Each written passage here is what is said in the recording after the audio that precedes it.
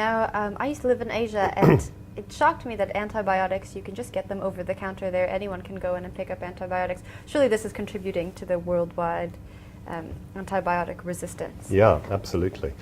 So there's actually this dichotomy. There's the interesting thing on the international and global level, and particularly in developing countries, is that there's this balance between lack of access in some and excess in others. And in fact, even some countries have areas where people can't access antibiotics, and then there's excess use. Right. So in Asia, and particularly in India, in Vietnam, in other countries, you can go into any pharmacy and basically get any antibiotic you want over the counter.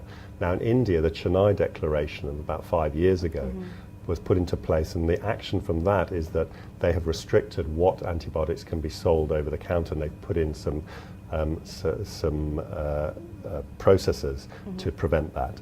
But internationally, in developing countries, particularly in Asia, as I say, you really can access antibiotics. On the other hand, in some countries, there are children dying under 5, particularly of pneumonia, of diarrheal illnesses, that have no access to antibiotics. So we have to balance this. We have to improve access where it's needed, and we have to make antibiotic prescribing appropriate.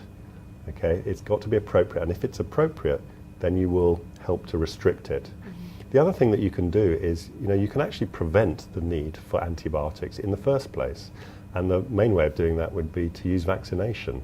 Right. So we need to be sure that our kids are getting vaccinated, because that's going to protect them from many bacterial diseases, which will therefore not require antibiotics. Right. We also need to make sure that the population, the adult and adolescent population that need an influenza vaccine, get the influenza vaccine. Now, influenza is a virus, but if you get severe influenza, you're going to require antibiotics, because you're going to get secondary bacterial infections, not because you want to treat the virus, but the bacteria. So by ensuring that people are well vaccinated, we can prevent.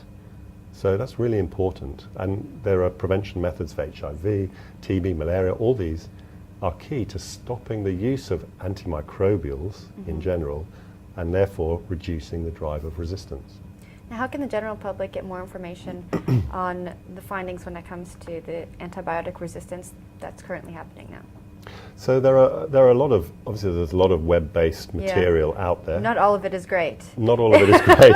That's true. I think very good, if you want really good good information, then go to the main players, the WHO website, World Health Organization website, the CDC, the Center for Disease Control, Prevention Control in America, although that's often more sort of American-centric.